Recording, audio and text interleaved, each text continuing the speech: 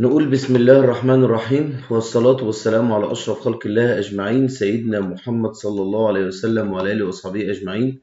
النهاردة معاكم أخوكم في الله دكتور أحمد سمير المصري. النهاردة إن شاء الله هنتابع مع بعض إخواني وحبايبي المتداولين في السوق المصري. النهاردة حركة المؤشر الاي جي اكس 30 واللي احنا اتكلمنا عليه وقلنا هيحصل فيه شخللة الأسبوع اللي فات، وإن شاء الله بإذن الله مكملين إلى حركاتنا الصاعدة. وقد كان يعني صدقي معكم في كل كلمة أؤتيها لكم بصدق ما نتوقع وبصدق ما يتم في السوق على حسب كلامنا بالحرف بفضل من الله سبحانه وتعالى. طبعا السوق الحمد لله رب العالمين مشي على نهجنا بالحرف، وكما قد أشرنا إليكم في آخر حلقة، ويمكن أن نرى ما قد تم قيل في الفيديو السابق في حركة السوق. تعالوا مع بعض. على فكرة النور قاطع وأنا بعمل لكم الفيديو، بس أنا مشغل على بيانات الهاتف واللابتوب طبعا مشحون، فتخيلوا بقى مع بيني وبينكم عشان الفيديو ينزل لكم في أي وقت يا غاليين يعني. تمام، تعالوا نشوف احنا قلنا ايه.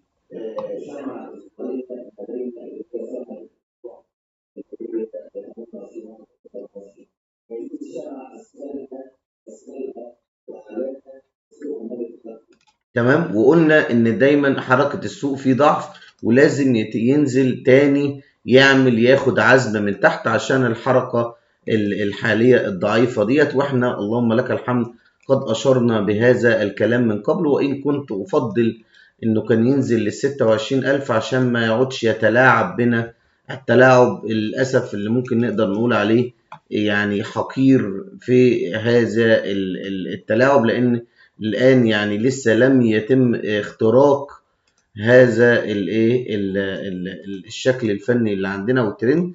طبعا ده برضو بيؤهله ان هو هيفضل يلعب، لكن احنا ان شاء الله عندنا بقت مناطق دعم لينا اللي هي منطقة ال 28,800 28,349 دي مناطق دعم، وعندنا منطقة دعم تانية عند 28,066 نقطة. ممكن ما ينفع يعني ما ينزلش تاني، لو نزل ممكن يشخلل تاني عند ال 27,187، وعندك آخر منطقة 26,070 نقطة. طبعا يا دكتور انت بتفضل ايه؟ انا بفضل ان هو بعد الحركه القويه اللي عملها دي ان شاء الله ممكن لا ينزل مره اخرى، وده ترجيح ليا، لان هو لو كان عايز ينزل كان نزل، ما كانش يعني فرق معاه، يعني ما كانش فارق معاه الا 1000 نقطه مع الشخلله القويه اللي عملها ديت. لكن هنفضل نلعب في الوقت الحالي، هنلعب تحت المثلث اللي احنا شايفينه ده معاكم لغايه اما يتم اختراق. يعني ممكن تاني يترخم ينزل 27,756 وبعدين ينطلق. انطلاقة السوق يعني مش هتحسها الا بقوة انطلاقة الاسهم اللي فيها تجميع. يعني انا دلوقتي طالع لي سهم او اتنين كمان جداد في السوق بدأ يكون فيهم اختراق واسهم يعني ان شاء الله يكون فيها تتبيله. ده بصراحة هيكون من حظ الناس اللي ممكن ربنا يكرمها معايا جديدة، لأن الناس اللي معايا اوريدي ما شاء الله تبارك الرحمن أنا حاططهم في أسهم فيها ضربة، يعني ربنا يرزقنا معاهم خير، لأن ضربة السوق الجاية هي الضربات اللي هي هتكون فعلا فيها يعني قوة وعطاء، لأن هي هتكون يعتبر بمثابة الضربة الأعلى في السوق من حيث صعوده للقمة، اللي هنكون فيها اللي استفاد واللي مش هيكونش للأسف ربنا ما كرموش من السوق يلم نفسه بقى، لأن خلاص هو كل في الأول وفي الآخر هي إرزاق من عند الله. وربنا يجعلنا أقوى سبب ويجعلنا سبب خير لكل من ربنا بيرزقه معانا بأعلى أرباح بفضل من الله. أنا دكتور أحمد أنا ما بشتغلش إلا على أرباح كبيرة بصراحة، لأن أنا واخد على الضربات الكبيرة، واخد على يعني انت عارفين فرق العملة دلوقتي، فيعني لازم تكون ضرباتك كبيرة في السوق مع الناس اللي شغالين معاك عشان حتى تدخل على قلوبهم السرور وتتأكد من يعني حدوث أرباح كبيرة جدا في محافظهم الاستثمارية. ودي مهمتك، انت راجل بتخاف الله، راجل عندك علم بفضل الله قوي يعني الحمد لله، مختلف، صادق، ما بتعملش فيديوهات بصوتك، بتطلع بالشرط، بتقدم ما عندك من علم، بتفهم الناس ما تريد أن تتضح لهم من أمور. كل دي الحمد لله اختلاف قوي. في ناس كتيرة بتعمل الفيديو بأصواتها ولا متابعين، يعني الجنان ان انا الاقي لهم متابعين ولهم ناس بيسمعوهم. خدت بالك؟ ويبقى الفيديو صوتي، يعني هو بيخاف حتى على انه لو عنده علم ولو بسيط يخاف يطلعه للناس. طبعا ده تخلف، انا اسف يعني مع اخوة، ده تخلف والعلم صدقة جارية. العلم علم ينتفع به او ولد صالح يدعو له. فعلم ينتفع به، ما تستخسرش على الناس ان انت تفهمهم ان دي منطقة دعم، دي منطقة مقاومة، احنا هنا، احنا جايين هنا. ويكون شرط محترم، مش شرط اهبل متخلف من ناس جهلة دجالين حراميه نصابين، لا، شرط ناس تفهم وتتكلم وتعرف. وزي ما احنا قلنا، احنا مشهورين جدا بالفوليوم سبريد سكولينج اناليسيز، ودي هي المدرسه اللي تعتبر من اقوى مدارس السوق على الاطلاق، او من اقوى مدارس التحليل الفني في كل مدارس التحليل الفني اللي هي يعني تحترم، سواء كلاسيكال او هارمونيك او شيموكو او متوسطات او موفينج افريج، اللي هو وات ايفر. المهم ان انت راجل تكون عامل سايكليشن اوف ايه، مدارس التحليل الفني كلها تكون دايره متضافره مع بعضها في ضفيره جميله، تعمل رؤيه منبثقه على علم صادق تتاكد منه من توقع وتنبؤ الحركه السعريه القادمه في كل سهم او كل مؤشر انت تريد ان يتم تحليله تحليل فني محترم صادق. وده بيتم وبيؤكد بما أنت تقوله وبما حدث ويحدث بالفعل. فحينما تتنبأ بشيء ما أو تتوقع حركة سعرية مستقبلية إلى ما قد تم حدوثه في حركة سعرية سابقة ماضية، فده بيصدق كلامك على ما تقوله من حدوث هذا الأمر أم لا. فإذا حدث فأنت الحمد لله يعني ربنا جعلك على الطريق يعني اللهم لك الحمد، الطريق الخير وطريق الصواب. وهذا فضل من الله اولا واخيرا، ولا احد يفتخر بنفسه، لانه هو فضل الله يؤتيه من يشاء وينزعه مما يشاء. فالله له الحمد وله الشكر كما ينبغي جلال وجهه وعظيم سلطانه. فضل الله، العلم علم الله. اجتهادك هو مجرد سبب، لكن توفيق الله اولا واخيرا هو اهم سبب من كل اي اجتهاد. مهما تعبت في حياتك فهو توفيق الله. ياما ناس تعبت وما وصلتش لاي شيء، لان التوفيق اعلى من الاجتهاد. تمام؟ وهذا بقى كل واحد ورصيده مع ربنا. فربنا يجعلنا دائما ايه، نحبه ونخافه، ويكون يا رب على يعني ضرب قريبا منه بفضل من الله سبحانه وتعالى. تمام؟ فاحنا النهارده زي ما احنا تكلمنا وقلنا، السوق نزل يشخلل وبالفعل قفل على الاغلاق الاعلى، وهذا دليل يستدل به على ان خمور السوق لسه مازال في السوق، ومازال يمسك السوق بزماميه، ويريد ان يخترق السوق 30658. على هذه الشمعة قد أرى أننا ممكن أن نخترق الأسبوع القادم بسيولة قوية تخترق 30658. وأنا أعلم جيدا أن احنا في حالة من حالات الاختراق، وهو لا يريد أن ينزل إلى 26070. وكنت أفضل أن ينزلها، لكن هو ما فضلش أن هو يحافظ على الترند الصاعد بتاعه، ولا يريد أن يكسر هذا الترند في حالة نزول السوق. وعشان كده هو حافظ على صعود السوق، رغم أنه كان حتى لو كسره مش شرط كسر الترند يعطي كسر حقيقي بالنسبة للأسواق أو للسوق اللي هو السوق ذو القمم والقيعان المرتفعة. فهذا يعني نؤكد ان شاء الله ان انا برجح الحركه العرضيه المائله الى الحركه العرضيه، ليس كسرا الى ليس كسر قيعان قد تم عملها قبل كده، لكن ان شاء الله انا شايف ان احنا ممكن نتحرك في هذا الرينج الى ما قد يتم اختراق ايه، الى ما قد يتم اختراق الترنج. يعني عندنا ال 28077 وال 27115، ثم صاعدين بقوه الى اعلى بفضل من الله سبحانه وتعالى، وسنرى تطلعات شديده في السوق بفضل من الله. الناس اللي بتتكلم عن صفقات راس الحكمه وصفقات، كل الكلام ده فيشتك. العلم هو العلم انا قلت السوق هيشخلل من قبل راس الحكمه، ولا اعرف راس الحكمه ولا نيلت راس الحكمه. قلنا كنا ماشيين في رينج شمعة أسبوعية تكاد تكون هي شمعة لئيمة خبيثة ماكرة من هامور السوق، كنا ماشيين في هذا الرينج التجميعي والشموع داخلها، وهي شمعة حامل بريجننت، شمعة حامل في 3 أطفال دلوقتي في الرابع اهوت الأسبوع اللي فات.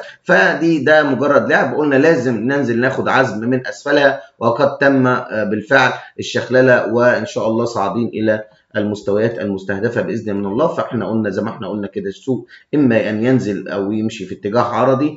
تمام. وأنا استبعدت موضوع بقى ال 26,000. تمام. تمام. وإن شاء الله سنتحرك في قوة صاعدة. تمام. انا بس عايز الناس ما تتوهمش، مصر للاسف عليها ديون كتيره 42 مليار.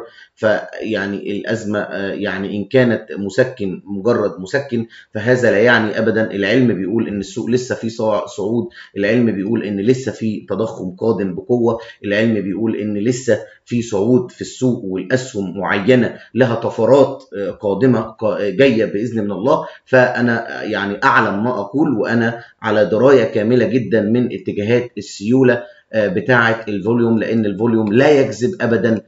تمام. بفضل من الله. وهذا يعطيك مؤشر على ان شاء الله لسه في خير في السوق، وفي اسهم فيها خير بقوه باذن الله. وربنا يرزقني كل خير مع كل الناس اللي شغاله معانا باذن من الله سبحانه وتعالى. طيب احنا اتكلمنا على الشخلله وقلنا والحمد لله الناس كلها. عايز بس اوجه لكل الناس الرساله محترمه، لكل انسان يعني بيجتهد ويكتب كومنت جميل بايده، ده انت فوق راسي والله، وده وسام شرف على صدري. كل كلمه طيبه تكتب فيه. استاذ خالد الغالي ده راجل معانا، ربنا يحفظه ويرزقه كل الخير يا رب. انا والله ما من اكتر الناس، واكتر الناس احتراما، واكتر الناس ادبا، واكتر الناس خلقا، واكتر الناس خوفا من الله بصراحه. هو يعني معظم ناس كتيره جدا شغاله معايا، ما اقدرش اوفيهم حقهم بصراحه. برضو يعني برضو في يعني باشمهندس سرور، ناس كتيره، استاذ نبيل،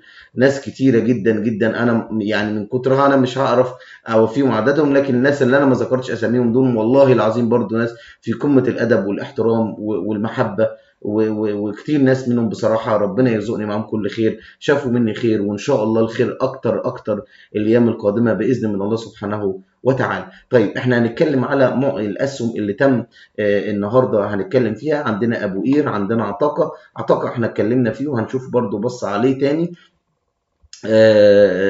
يشخلل زي ما يشخلل. حبيبي يا عم خالد، والله انت راجل محترم يا استاذ خالد، اقسم بالله اني احبك في الله، واحب كل الناس اللي اشتغل معايا بمخافه الله سبحانه وتعالى.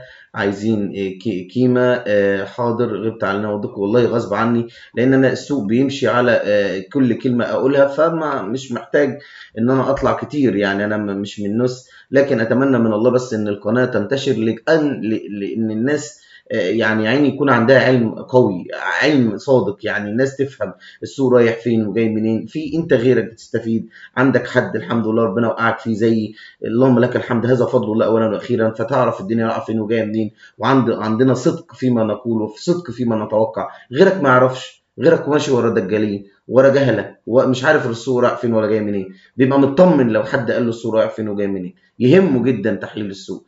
تمام. فيعني اتمنى من الله ان انتوا تكونوا خير داعم في نشر القناه لاجل يستفيد غيركم. اقسم بالله انا ما عايز حاجه، الناس اللي عندي تكفيني، اقسم بالله الناس اللي عندي تكفيني، واي زياده تيجي من عند ربنا للخير. لكن اقسم اللي بيجي لي هو اللي بيستفيد اكتر مني، اقسم بالله ما بكذب، ربنا شاهد على ما اقول. والحمد لله الناس اللي عندي تكفيني، اللهم لك الحمد. انا بس بجد عشان والله الناس تستفيد، احنا في ايام مفترجه، والواحد عايز يستزيد من عمل الخير، ان يخلي غيرك يستفيد من علم السوق. ممكن يكون ماشي ورا دجالين، ورا ناس جهله، ولا ناس تدعي العلم او علمها قليل.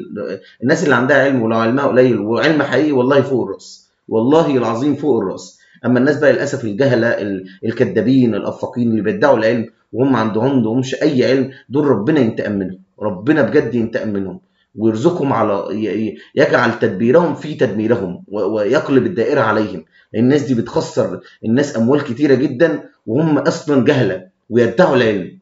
فربنا يدي كل واحد قد ومش مش هيرقوا من ويمكرون ويمكر الله والله خير الماكرين. تاكدوا ان اي حد جاهل انت مشيت وراه في يوم وخسرك، اقسم بالله ربنا سيدور الدائره عليه وياتي عليه، اما بقى يرزقه في صحته، يبتليه في مرض، يبتليه بحادثه، يبتليه بشيء في يعني في حد غالي عليه من اهله. اعرف ان ربنا ما بيعديش ظالم، ما دام هو بيبتغي ان هو بيكذب على الله قبل ما يكذب على الناس، فعارف ربنا مش هيسيبه يعني. تمام. فارجو الدعم عشان غيرك يستفيد. هنتكلم على سهم العربيه الاسمنت، سهم بايونير، ربنا يحفظكم يا رب. هنتكلم ماشي نص. ايه تاني؟ طيب يلا نتكلم على احنا بس ننزل من عشان نجيب من تحت فنعيد تكرارنا. الشكر لكل الناس المحترمه. ابو قير وايه تاني؟ ابو قير و اللهم صل وبارك على سيدنا محمد. ابو قير وبايونير والعربيه الاسمنت وايه تاني؟ تمام حاضر. هنتكلم على ابو قير. هنمسك بس اسهم كتير انا ما بحبش. ان شاء الله ممكن يكون هستاذن الناس اللي عندي ان انا انزل هديه يعني قبل شهر رمضان الكريم، عشان برضو دي حاجه لله مش عشان حاجه. انا عايز ربنا يرزقني خير، واتمنى كل من يكسب او يربح من ممكن السهم ننزله قبل رمضان ان شاء الله بايام قليله. نتمنى من الله ان انت تطلع حق اخوك في الصدقه الجاريه، وكل على حسب كرمه، كل على حسب كرمه. دي امانه بينك وبين ربنا ان شاء الله. وانا يعني بستاذن الناس اللي معايا، اتمنى منهم لما يشوفوا الفيديو يعطوني الاذن بالموافقه على السهم ده، لان انا لازم احترم الناس اللي معايا، لازم احترمهم جدا. الناس دي باكل معاها عيش، الناس دي حقي. انا ما بعملش اسهم وافرق قناه عن قناه، ولا بقول لك ادعم القناه بفلوس، وانا بعمل فيديوهات الفئات ناس عن ناس. كل الناس سواسيه عندي كاسنان المشط. اختلال السيوله واختلافها من تل عظيم الى تل في منحط الارض، هذا لا يعني شيئا لي. الذي يعني شيئا لي هو الاخلاق، ثم الاخلاق ثم الاخلاق. لو واحد معاه 40,000 وواحد معاه 4 مليون، واللي عنده 4 مليون لن ينفعني باخلاقي، واخلاقه تحت الجزمه ولا يلزمني اشتغل. يشرفني ان انا اشتغل مع ال 40 قرش، راجل خلوق ومحترم احطه فوق راسي ويديني حقي، افضل ما اشتغل مع واحد لا يخاف الله ولا يعرف معنى الله ولا عنده خلق ولا دين. فاهم شيء عندي الاخلاق، انما الانس الاساس عندي الاخلاق. الراجل خلوق لو معاه فلوس الدنيا فوق راسي احسن من واحد خلوق معهوش فلوس خالص. الاخلاق اهم مش السيوله عندي، الاخلاق اهم، لان ده هيديك حقك. ده راجل هيخاف الله معاك، ده راجل هيحفظ قيمتك ويقدرك ويعطيك حق قدرك، لن يبخس من قدرك شيء، وده الاهم. انما الانفس والناس بالاخلاق وليست بالسيوله. ربنا يرزقنا ويرزقكم كل خير. نتكلم على ابو قير ابو قير الاسمده. طبعا ابو قير الاسمده هو طبعا عمل هو طبعا على الربعي اتجاه يعني للاسف هو اتجاه هابط. تمام. تمام. اما بالنسبه على الشهري، الشهري طبعا هو عمل ضربه قويه جدا نزولا. هو كان بيلعب في رينج هذه الشمعه الشهريه اللئيمه، اللي هي ممكن تكون على حافه السوق، وكان بيلعب فيها وبيتلائم عليها، ولكن هو لئيم جدا وماكر جدا، ولا يفهمه الا اللي ربنا بفضل الله اعطاه العلم. فهو عنده له 60 87 ممكن ان شاء الله يعني اذا ارتد منها تمام، ما ارتدش للاسف هينزل الى ال 53 80. لكن السهم ما حدش يقدر يدخله في الوقت الحالي، لان السهم شخلله قويه. يمكن تكون شخلله شهريه، شخلله شهريه، ايوه شخلله شهريه، يعني شهر كامل بيشخلل، شهر كامل بيشخلل ثم يصعد في اخر الشهر ثم يستكمل الامور. فطبعا ده عايز وقت، والشخلله الشهريه دي لا يستطيع ان يتحملها اي شخص الا شخص عنده يعني قوه في الصبر. فالسهم ده عنده 60 90 او عنده ال 53، ممكن ساعتها نبدا نشوف عند الدعم ده او المناطق دي، هنشوف ايه تصرف السهم عند وصولها لهذه المناطق. ولا يمكن ان تستبق الحركه الا عندما يعطي تاكيد لانعكاس الحركه بصوره ايجابيه. عندنا السهم الثاني سهم اسمنت العربيه. معلش انا مش عايز اطول زي المره اللي فاتت عشان بس الناس تحب انها تفهم الاسهم بصدق. اسمنت العربيه وبايونير. تعال نشوف بس كده اسمنت العربيه وبايونير. فين اسمنت العربية؟ بسم الله. العربية الاسمنت. العربية الاسمنت طبعا هو سهم، طبعا اسمنتات بدأت تطلع. طبعا انتوا عارفين شح الدولار والمقاولات والعقارات، فبدأ يبقى فيه، يعني بدأ يبقى فيه حركة في عالم الاسمنتات، لكن حركة للأسف لا نعتد إنها تكون حركة إيجابية، لأن معظم الصعود الانفجاري بيكون حركة للأسف بتكون تصريفية، فلا نعتد بهذا الصعود إلا عندما ملامسة ال 12 15 نرى هذا المستوى، يعني يكون مستوى قوي فوق ال 11 أو 12 جنيه إيجابي. تحت ال 11 جنيه للأسف أو ال 12 جنيه هيكون سلبي جدا للسهم. فيجب أن نعلم أن هذه المستويات هي إيجابية أو سلبية السهم، ولكن السهم دلوقتي يعتبر في مناطق قمم ويعتبر في مناطق تصريف. هنتكلم على بايونير. بايونير من الأسهم اللي يعني، بس عايزين نجيبها الأول. فين بايونير؟ بايونير العمرانية. بايونير العمرانية هي تعتبر من الأسهم برضو اللي كان حاظت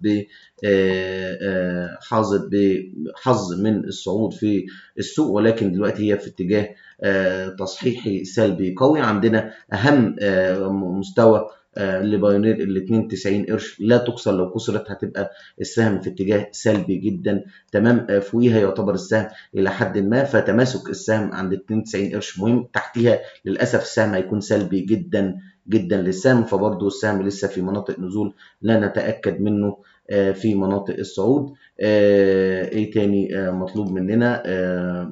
تمام. اللهم صل وبارك على سيدنا محمد. كيما. طيب حاضر، كيما. ناخد سهم كيما برضو كده، عشان بس انا مش عايز الفيديو يتسع، لان الناس بتسأل. كيما طبعا كان سهم حظى بارتفاعات قوية، وكان لئيما جدا جدا. انا افهم مكر الغامور من مكر ما يفعله في اي سهم، ولا الحمد لله ربنا يعني من كتر الممارسة من سنوات طويلة مع العلم. الممارسة اهم من العلم. في ناس مفكرة ان العلم ده انت غلبان قوي. مش كل علم يقال عليه علم، ومش كل علم لو وصلت له اللي هو العلم الحقيقي انت هتقدر تستخدمه استخدام امثل. عندك سنين من الممارسة حتى لا تتعلق وتصبر في سهم كبير. يعني ممكن تتعلق سنة 2، فده طبعا ده من يعني العلم بتاعك. نعم، يعني انا مارست كتير من العلم ده، وكنت بدخل في السوق السعودي وبقعد بالسنتين ممكن او السنة حتى اتعلم فن ان انا اتعلم واقرص نفسي بنفسي. مش انا دخلت سهم وكان ايجابي تمام، وكان في حته كده في الفوليوم طقطوقه كده، حته طقطوقه صغننه فاتتني. ربي نفسك بقى، اجلد نفسك بنفسك عشان تتعلم المره الجايه لما تخش تبقى متاكد من كل الاشارات الفنيه، حتى لما تكون اخرك في السهم زي ما انت ماشي بالظبط، شهرين 3 شهور 4 شهور طق طق طق، او 5 بالكتير، وتاخد ضربتك. لكن تدخل عشان انت دخلة الغمور بيقعد سنتين 3 سنين، قصدي من 5 سنين ل4 سنين في السهم يجمع عشان يطلع. لما انت تدخل في سهم، يعني انا كان عندي سهم يعني مش عايز ادخلكم في كده. كان سهم اسمه صناعات كهرباء، من افضل اسهم السوق السعودي. كنت داخله وكنت عارف انه هيجيب خير ومش عارف ايه. كنت زماني معايا مبلغ كبير جدا جدا، يعني ما حدش يتخيله. يعني اقسم بجلال الله الذي خلق السماوات والارض كان زمان عملت مليون ريال يعني. تمام. ففضل الله من الله من الله، يعني طلعت بمكسب منه حلو وحلو بفضل الله. لكن يعني اتعلمت ايه؟ ان انا اي اشارات مهمه جدا جدا وادخل السهم وانا ادرسه دراسه كامله جدا جدا حتى اتاكد من عطائه القوي في اقرب شهر ممكن، او اقرب شهرين، او اقرب 3 شهور. عطاء انفجاري ده الصح. فاوعى تتخيل ان الموضوع سهل، والله ابدا، والله ده بياخد سنين. حتى يا دكتور اللي هو العلم بتاعك والله العظيم بياخد سنين من الخبره والممارسه حتى تتاكد انك على ارض صلبه. عشان لما اجي مثلا احلل لكم السوق واقول لكم ده السوق بيمشي كذا ويعمل كذا، تلاقوا السوق بيعمل كذا وبيمشي كذا زي ما انا بقول بالظبط، قبل ما تحصل الشخلله، وقبل ما اقول لكم في شخلله تحصل وتحصل بالظبط زي ما انا بقول كده بالظبط. تمام. وفي اسهم زي ما قلت لكم، يعني في حته كده جميله جدا انا ممكن برضه اديها لكم. لما تيجي تجمع في سهم، مثلا فاكرين سهم مثلا زي سهم زي مثلا اللي انا اديته لكم ده ايجي فيرت. فاكرين ايجي فيرت ده لما انا قلت لكم ده سهم مش عارفه ايه وكان ب 20 جنيه وبتاع؟ ايه اللي حصل هنا في ايجي فيرت؟ ما نزلش اختبر. يعني ايه يا دكتور؟ يعني في مناطق بينزل فيها يختبر السهم، وفي مناطق ما بينزلش يختبر. عايز تقول إيه يا دكتور احمد؟ يعني مثلا انا لما اجي اخد سهم وعايز اجمع فيه عند يعني اجمع فيه عند ال 24 او ال 23 او كده. حتى لو انا يعني انا مثلا السهم ده مثلا عارف ان هو ايه، ان هنا مثلا 22 60، خدته انا ب 22 60، اخدته ب 24، تمام، خدته ب 24، قلت لا ده هيطلع وهيكمل ومش عارفه ايه وبتاع، قعد شهر 2 3 وضاد. طب انت ممكن ما كانش ممكن ينزل يختبر، ما كانش ممكن، او ما جاي واخده بال 24 واستنى. طب نزل وقعد شهرين ثلاثه ونزل بيها بالثلاثه ريال 4 ريال عادي، 3 4 جنيه عادي في 60 داهيه، 3 4 في 60 داهيه ليه؟ عشان لما لو طلع الضربه دي تبقى انت خدتها، تبقى انت خدتها. فلما باجي ادخل على سهم بحط ان انا عارف ومتاكد ان الهامور من وساخته ممكن ما ينزلش يختبر، الهامور من وساخته ممكن ما ينزلش يختبر للمنطقه اللي انت تتخيل انه هينزل لها ليك تاني. لا فانت تجمع، فممارستي انا بخبرتي اخد كل كميتي حتى لو فيها 2 جنيه 3 جنيه 4 جنيه. ليه؟ لانه لما يطلع وينفجر ممكن ما ينزلش يختبر، ابقى انا ضمنت كميتي، ابقى انا ضمنت كل تركيز الربح في السهم ده. اما بقى لو انت عملت نصح، طيب خدت نصح بقى هتخش بكميه، هوب السهم طلع، فلوسك طبعا انت هتتمنى ان كل فلوسك تكون في السهم ده وقت صعوده، لان ده كل ده مكسب، لان هو ده الصح، انك تزنق فلوسك في سهم متاكد من صعوده افضل بكتير ما تقعد توزعها لي على كذا سهم، هنا وسهم ينزل وسهم يطلع وسهم ينزل وسهم يطلع، كلام فارغ، مش هتعمل فلوس، مش هتعمل ربح، ده كلام كبير يعني. المهم مالكوش علاقه بالكلام اللي انا بقوله دوت، خلينا في الاهم. تمام. طبعا كيما كان بيلعب لعبه هنا زي ما قلت لكم هنا، فكيما عنده مستوى ال 11 جنيه لا يكسر، ال 11 جنيه لو كسرت هيبقى المستوى سلبي، هننزل الى اخر المستويات الايجابيه وهي ال 10 جنيه 16 قرش، وبعد كده السهم ممكن يبقى للاسف سلبي. تمام. فانا كان كده كويس ان شاء الله. حل الحاضر الاسهم اللي هي ما تمش تحليلها في اللي طلبتوها والله العظيم. ان شاء الله الفيديو القادم لكم مني كل الاحترام والتحيه والتقدير. برضو نشوف برضو نظره اخيره بس على الاي جي اكس 70. اي جي اكس 70 برضو نزل شكل كما قد تم وشرحنا لكم بفضل من الله زي ما الكتاب قال بالظبط. قلت لكم هينزل يختبر وهينزل يختبر. ممكن لسه يعني برضو عندنا منطقه ال 7040 لو حب ينزل لها يترخم عندها كمان شويه، لكن دي المنطقه اللي ان شاء الله سنرى صعودا قويا. فاللي معايا ان شاء الله ربنا يرزقهم كل خير، وانا في اسهم او اتنين بصراحه جداد عليا طالعين في السوق، اللي ربنا يكتب له خير بقى ويجي يشتغل معايا ان شاء الله ندخله فيهم، ربنا يرزقه الخير يا رب. ولكم مني كل المحبه والتقدير والاحترام، واتمنى ان اي حد يقرا الفاتحه معايا يعرف ان الخير جاي له والله، والذي خلق السماوات والارض انا اخاف الله الذي خلق السماوات والارض، لا نعلم الا الصدق ولا نعلم الا المحبه ولا نعلم الا العلم الصادق الذي ينتفع به من اي محفظه تشتغل معانا. ربنا يرزقكم كل خير، وشكرا لكل الناس الداعمه على كل كلمه صادقه. ولا تنسوا دعم القناه للناس اللي بيعيني عايزه تعرف العلم فين. احنا ناس بندي العلم بصدق، وقدامكم بندي الشرط ولا بنتكلم ولا بنخفي حاجه. ربنا يرزقنا ويرزقكم كل خير، وشكرا لكم اخواني ومتابعيني الكرام، ودمتم في رعايه الله وحفظه، ودمتم رابحين وسالمين وغانمين مع اهليكم وزويكم. كان معكم اخوكم في الله دكتور احمد سليم المصري، ولكم مني كل التحيات والتقدير والاحترام، ودمتم في رعايه الله وحفظه، والسلام عليكم ورحمه الله وبركاته.